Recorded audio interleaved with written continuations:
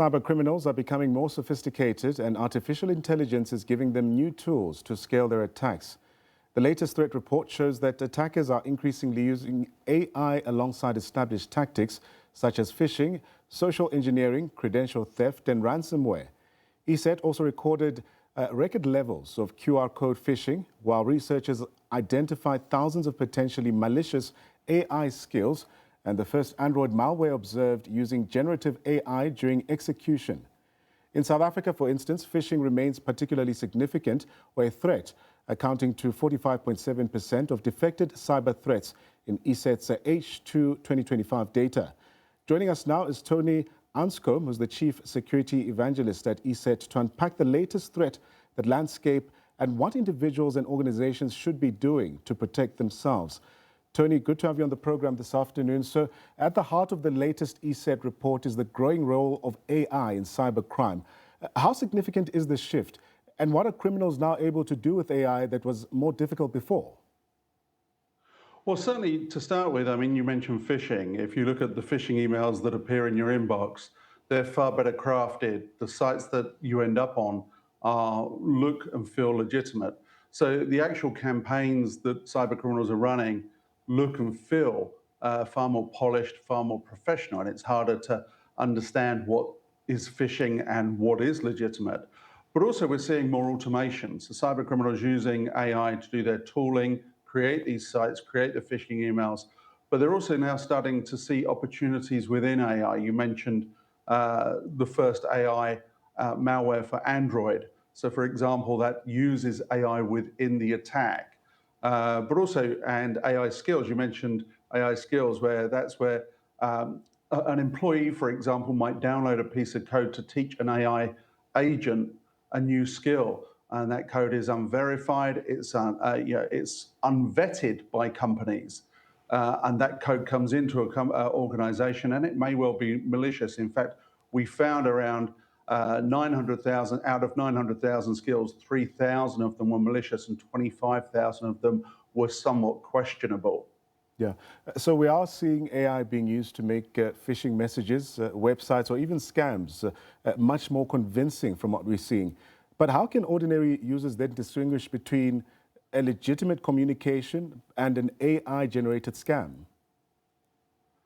Well, it's very tough, even for somebody in the cybersecurity industry now. So it's important that they have cybersecurity software that will help identify known links that these emails may well take you to. That's number one. But also you need to look really, really carefully. So when a phishing email takes you to a website, there's likely to be errors in the URL, so the actual address of the website. So be really cautious and double check that. And in fact, my own personal suggestion is actually don't follow links in emails. Don't follow links ever. Actually go to the website, log on to your account or whatever the action may be from the email, but don't follow the link. You know, if the vendor actually has a message for you or has an action you need to take, it will be messaged to you when you log in. So avoid actually the link altogether.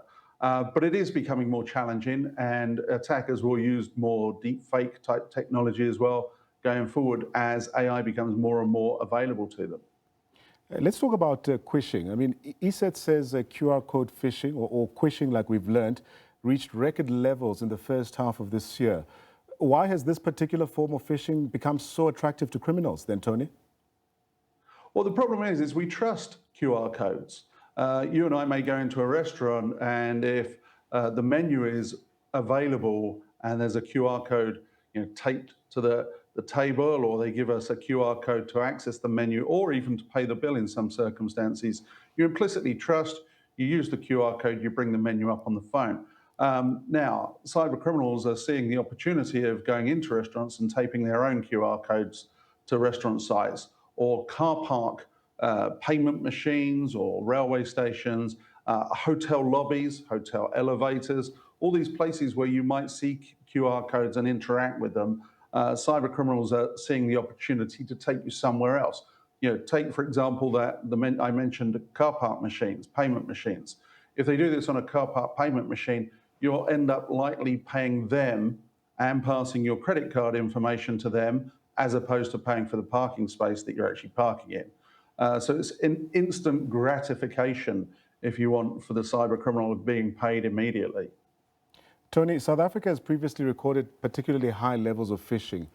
What makes South African consumers and businesses such attractive targets for cyber criminals?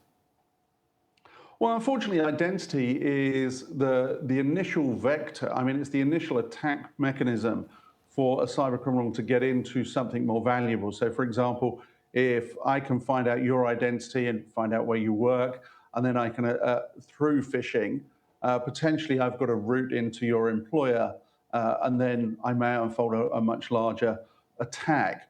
Alternatively, I may attack you personally and come after your identity on full, maybe tax fraud, take out finance using your identity, etc. So there are various ways that actually cyber criminals can make money once they understand who you are, what you are, and where you've got credentials and what access you've got, etc.